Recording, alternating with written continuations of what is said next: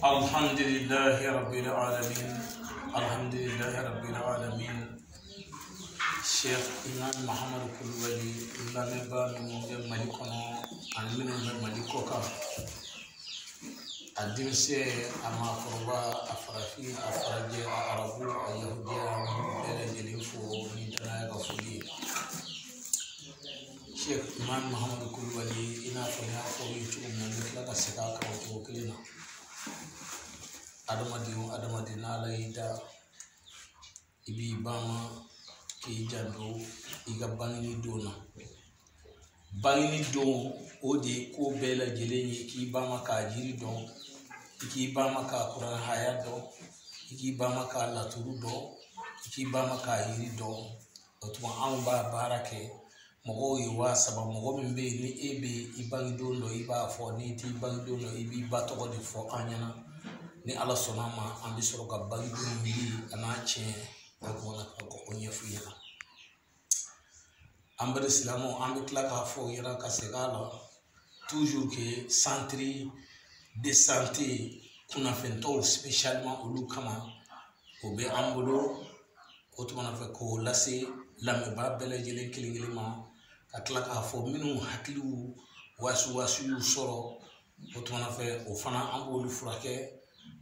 kuna fenjugu be muso minna nayu balika desoro kuna fenjugu be muso minna nayu chew klala ula do ka fusa kera sababu ye ala otuma do kera uni chetebe chedo kuna kera uni muso tebe otuma fe amba fo yana ko kilingili bele jeli Sheikh Imam Mahmoud wal bawdi ko imna ke yo ni ya wele ambi deme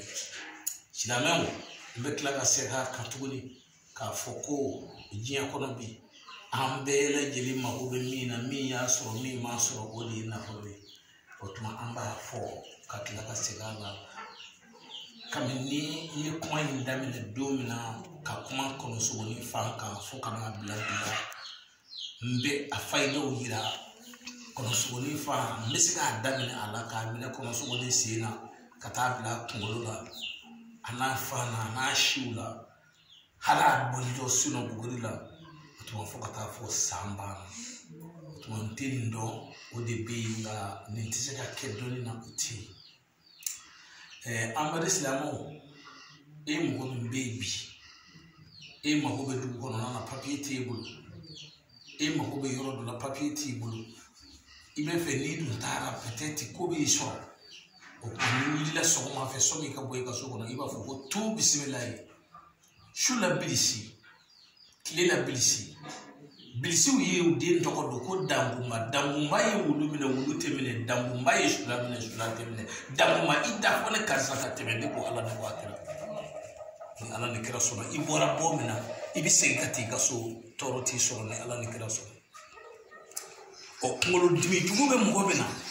o to na fe o tiki o be zegena yini akorofe dili na klefe dili otuma ya yidi kwamna abe tu bismillah aba fo jelela tu bismillah sula bilisi ngola bilisi wi o den dogodo ko dambuma ye wulu mine wulu te mine dambuma ye sula te mine ngolo dimi ye sula mine ayabla ngolo dimi ye wulu mine ayabla ne ko ala ne ko akira otuma ibe zegene lili ntike otuma na fe iba farabo otuma iba nik barakandi kenyana iba ngolo dimi ba tigibla otuma mogo mbe ni kono dimi jugu bala otuma na fe ibe vuli ibe ta ala misa sogma da juna fe otuma ibe ta lenge koron fe dili otuma na fe ni yo laje otuma na fe ibe klishi fo ibe lenge korona dili bo ka klibe dili bo ka tlatuguni ka ta lombo koron fe dili ana klibe dili nga kele iba fo jeli dala ko tu bismillah sula bilisi kilela bilisi uyu den to da ko dambuma ye wulu mine wulu temine dambuma ye sula temine kono dimi ye wulu mine ayabla kono dimi ye sula na ayabla ne ko ala ne ko akara islam otuma na fe ni yene fo abi fo ne ma ko kilisi isimu lazami abi fo ne ma ko kilisi abi fo kilisi minuma o ko na fe ko kilisi jumula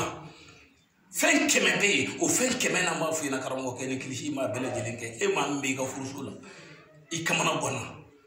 idi chete bena ala e dugu jewo jeke ika fo ko tu bismillah shula bilisi kilela bilisi uyu den do ko da ko damuma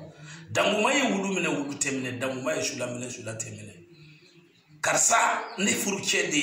ida fo ne karsa makuka gla karsa ida fo ne makuka gla ne ko ala ne ko akira wallahi na ba fe ki kele ala bi bwabulo ngani mahube daraja la iba fo tu bismillah sula bilisi klela bilisi bilisi wi te dokoda u de dokoda ko danguma ye wulu mine wulu temine danguma ye sula mine sula temine kungola sinani o mamma kuya ala kana ne karsa makuya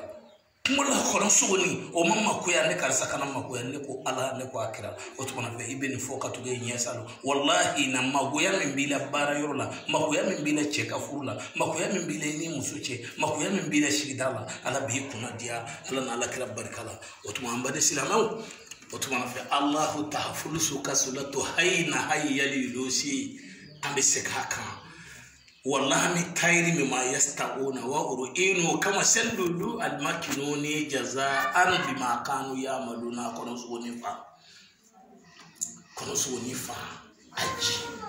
كنسونيفا أجي نيومي بيجي ريزيرفو من كي أجي أتمنى في أني أتمنى في زفراني نون دي بيكي كنا فلو بارا ngala kafo ngotoni bo ba kalama ko akila zu jamula kasu zamuka yayi zamuka teshu akila zu jamula kasu mufu kailu jamuka teshu ni yeli fo don bo yana ko yeli ni won tenna fulu so li atemenaka me ni ko kono so boni fa ko na fulu baraka ke o to na fe mi wa kemeni bishigi wa kemeni bikono do million ngile de kun yaro eti ka kono so boni fa so de o to shilame femi ni ala barika ni ala kira barika la akilingile yere soroli ni ya soro danogona o de wa keme ani wa bi kono ye o to na fe wa tande kuna yoro itina segani na fulu baraka de o e karam go de mi go hadda lube bulu o to na fe e reta do kono so ni fa re mi fo peut-être ala wa dubula kono so ni fa e ma de ka yi mi hidila ko yoro itina sega fe bonna de o to mo de mi ne tisika kare kawake me boitegela otuma fe emu boabi duru soro moriala yoro etega kuma kono so ni fangande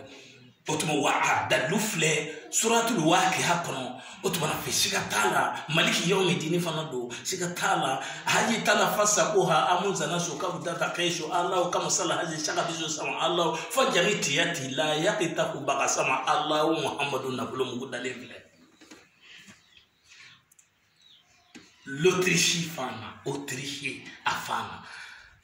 afara kabakodo be mogopo aji kabakodo be mogopo asenkala kabakodo be mogopo atulu o daraja be mogopo ani suratu yusufu akamashi o be dutana kadmogotana o to bana fe kecho be ala o klishila iba glama fina karamo ke Autriche farala ka klishi la ka ke bagani ka tuga do yerela toro do hulo ala be kisha muhammad sallallahu katla ka fo yo trobu so minu ma fe ka kala aso daile lendo atoko sebe zaraye wa duru ye ni ala na ala kira sonama ali bi ala ka ambe sababa ma Autriche fa kamere ni fo ka tasi do mi mo ay ndesi o woni che ngane ma hobe million kamel la e kana fo ko be Autriche fa mbara bare anna ba de etisika bara hakika ya yerinya madaraja mi mala bunya mi mala karama mi mala ala ikuna jami nama utuma minu makobe bana ya yanuka sadunje usalengo fe udum fana ke bana de usalengo fe modum ke bana modum usalengo fe duka to bana yala olu debe Autriche fa mara billahi allah tahfulusu kasulatu hayna hayyali yusi akila zu jamula kasu zamuka ya ilu zamuka teju antsika wale commentaire kenna kula nanya commentaire ga teni silamu assalamu alaikum wa rahmatullahi ta'ala wa barakatuh.